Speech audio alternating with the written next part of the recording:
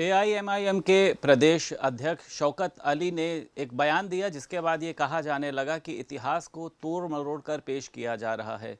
सुहेलदेव को लुटेरा बताना और वहीं पर सालार गाजी को इंसाफ पसंद बताना, इसको लेकर सुहेलदेव पार्टी जो है वो बहुत ज़्यादा आक्रोशित है और आज तमाम जनपदों में इसको लेकर विरोध प्रदर्शन किया जा रहा है। कल महासचिव अरुण राजभर द्वारा हजरागंज थाने में शौकत अली के खिलाफ एक मुकदमा भी दर्ज कराया गया। ओम प्रकाश राजभर हमारे साथ मौजूद हैं। मंत्री जी, इस बयानबाजी पर हालांकि आप बोल भी रहे हैं, लेकिन कैसे देख रहे हैं आप इस बयानबाजी को? क्या ज़रूरत पड़ गई महाराजा सुहेलदेव को लुटेरा बताने की? वो जाहिल, गंवार, नफरत, अनपढ़, बुजदिल आदमी है शौकत अली। स्कूल के पिछवाड़े पढ़ले बा कि अखबारे पढ़ले हो कि स्कूले में पढ़ले हो, यह नहीं पता बा। उस नालायक को तो ये जानकारी होनी चाहिए कि सैयद सलार मसूद गाजी गजनी का भांजा, गजनी का सेनापति, अफगानिस्तान का रहने वाला, वो पढ़े इतिहास को। गजनी ने उसको भारत को धन संपत्ति लूटने के लिए सेना के साथ उसको भेजा। ये है इतिहास।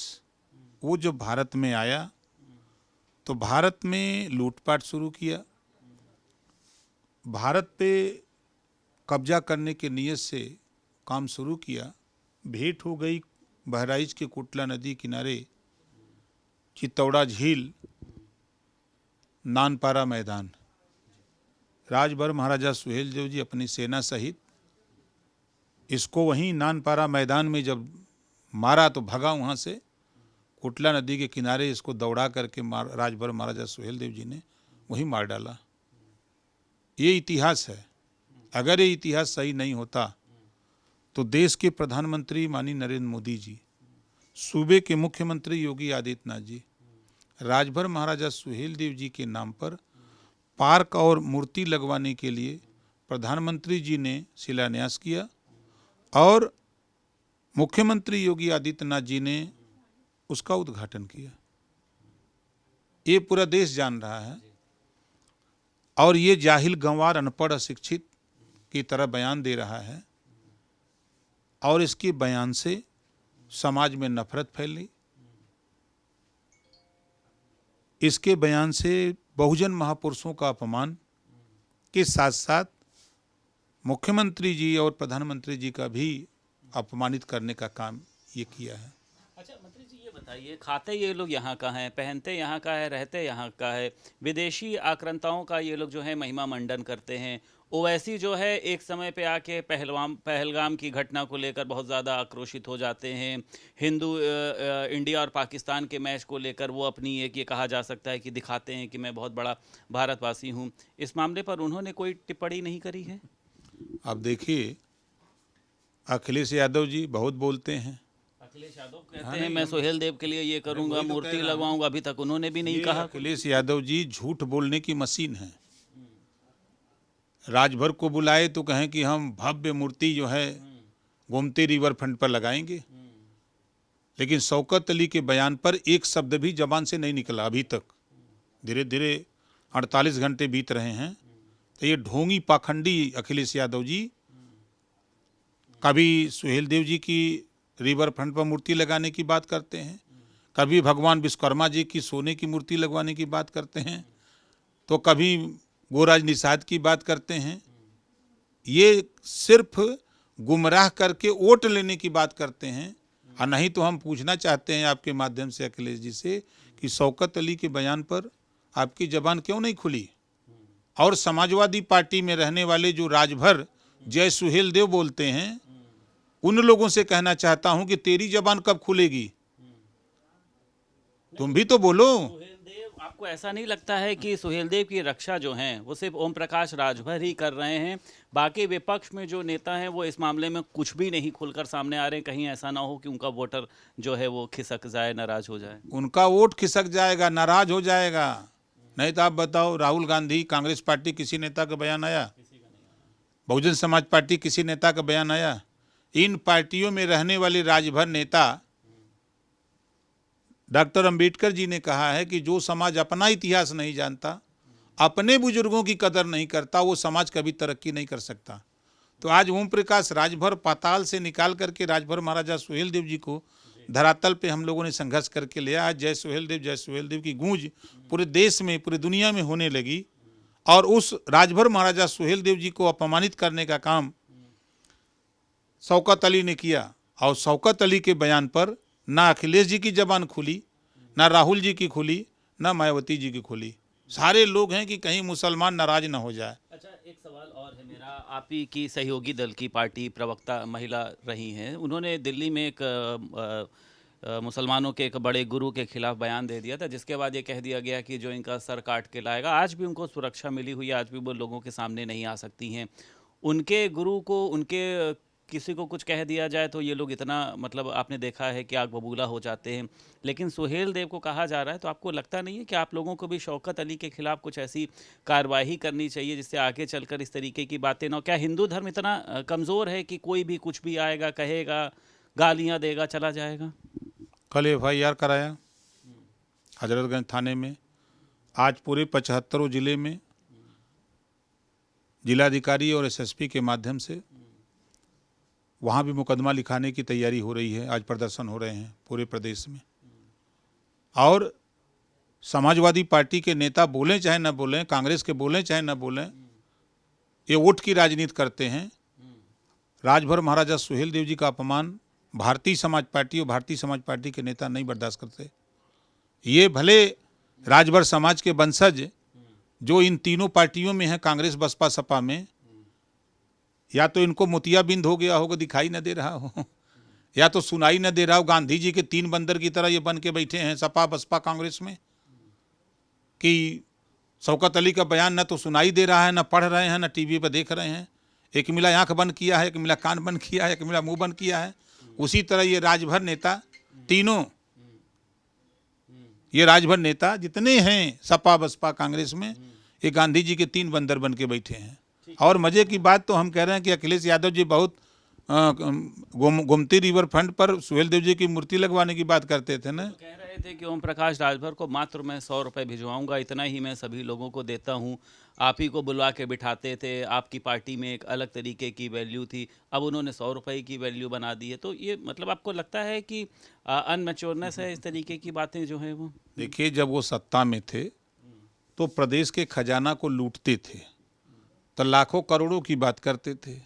अब महल से खजाना हो गया खाली। अब खाली होने की वजह से अब अखिलेश यादव जी अब आ गए 100 रुपया पर, आगे देखिएगा वो 10 रुपया पर आ जाएंगे। अब हम तो कह रहे हैं कि मुझे जन्मदिन पर आपकी शुभकामना नहीं चाहिए।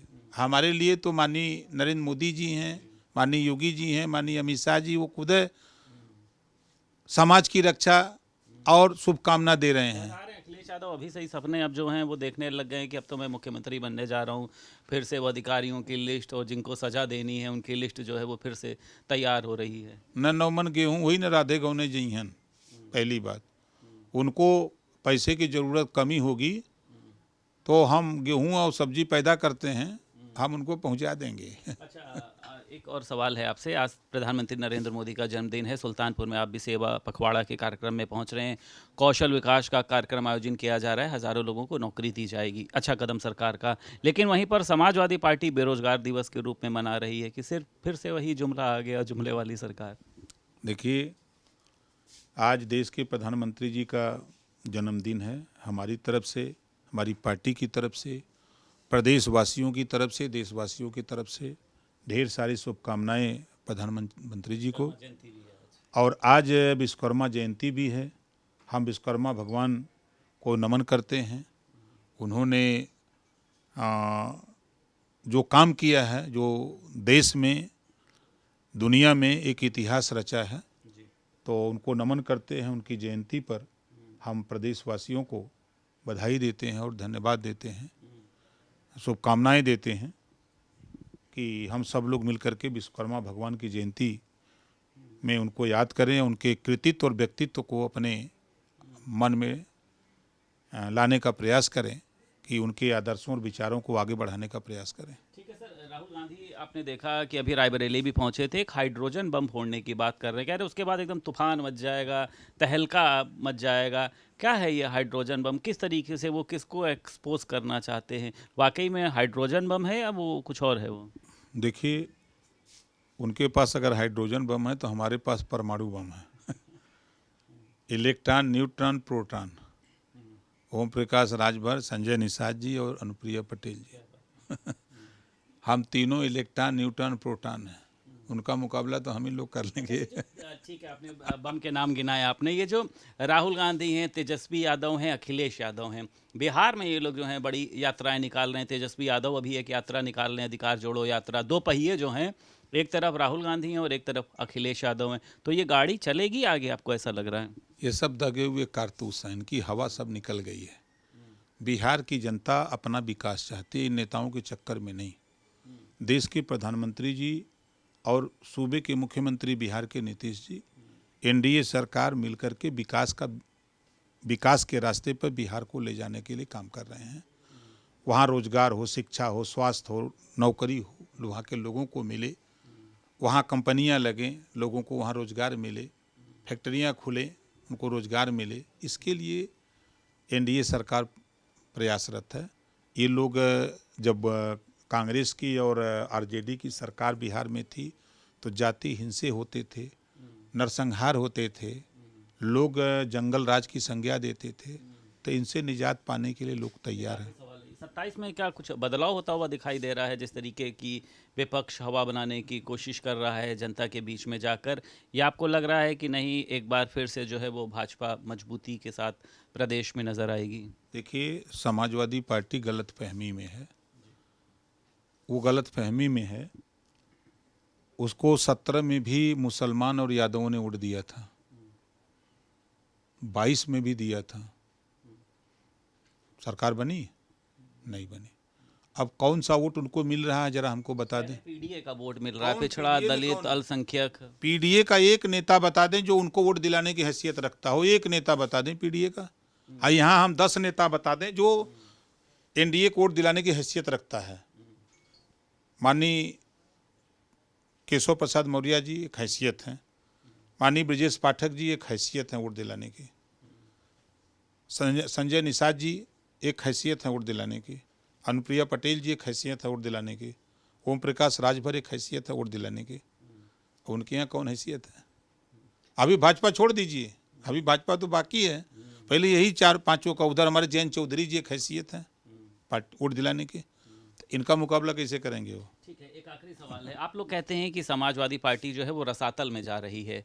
आप समाजवादी पार्टी के रसातल में जाने का, इसके बर्बादी का आप कारण, मतलब आपको क्या लगता है, क्या वजह है? अंदर के कुछ ऐसे लोग हैं जो पार्टी को खा रहे हैं, या मेन जो इसका लीडर है उसका विजन ठीक नहीं है? शिवपाल यादव जी खुद बता चुके हैं, जब वो अलग थे तो खुद बता चुके हैं कि समाजवादी पार्टी में इस समय गरीबों की ज़मीन कब्जा करने वाले शराब माफिया, गुंडा सब आ गए हैं। ये शिवपाल जी का बयान है। शिवपाल जी इस बात को बोला करते थे जब समाजवादी पार्टी में नहीं थे। तो अब उसी से अध्ययन करिए कि कैसे लोग जाएंगे। आज भी गरीबों की ज़मीन, गरीबों के साथ अन्याय, थाने पर आप किसी थाने को उत्तर प्रदेश में टटोल लीजिए जहां यादव की आबादी है, तो 60 से 70 मामले यादव बनाम आ रहे हैं, 15 से 20% मामले यादव बनाम यादव आ रहे हैं। ये है, तो जिसके खिलाफ आइए गंगा में ये ज़मीन हड़प रहे हैं, मार रहे हैं, गाली दे रहे हैं, पीट रहे हैं, वो ये न वोट देई। ठीक है, ये हिंदू पलायन का एक बहुत बड़ा विषय है। संभल से है, कैराना, मुजफ्फरनगर, मेरठ। आपने देखा रामभद्राचार्य पहुंचे तो उन्होंने कहा कि मुझे यहाँ पर आकर लग रहा है कि मैं मिनी पाकिस्तान में आ गया हूँ। संख्या बढ़ रही है मुसलमानों की, इसको लेकर भी कई तरीके के सवाल उठ रहे हैं कि हिंदुओं की संख्या घट रही है, पलायन तेज़ी से बढ़ रहा है। आपको लगता है कि मंत्री जी इस पर भी कुछ करने की ज़रूरत है? देखिए, इसके जिम्मेदार समाजवादी पार्टी, कांग्रेस के लोग हैं। इनकी सरकारों में दंगे होते थे, कर्फ्यू लगते थे, जन की हानि होती थी। जो लोगों में भाईचारा मिल्लत की बात थी उसमें नफरत की बात पैदा हुई, एक दूसरे से मारकाट हुआ। इसकी वजह से लोगों ने पलायन किया। पलायन का नतीजा हुआ कि आज वहाँ संख्या घटी है। इसी नाते ये बयान आए हैं कि ये मिनी पाकिस्तान है। इसको बनाने का काम, दंगा कराने का काम, कर्फ्यू लगाने का काम किसने किया? समाजवादी पार्टी और कांग्रेस ने किया, जिसकी वजह से ये सब हो रहा है। बहुत शुक्रिया बात करने के लिए। उत्तर प्रदेश सरकार में कैबिनेट मंत्री ओम प्रकाश राजभर हमारे साथ मौजूद थे। लखनऊ से वीडियो जर्नलिस्ट मेहंदी हसन के साथ संदीप खेर, भारत समाचार।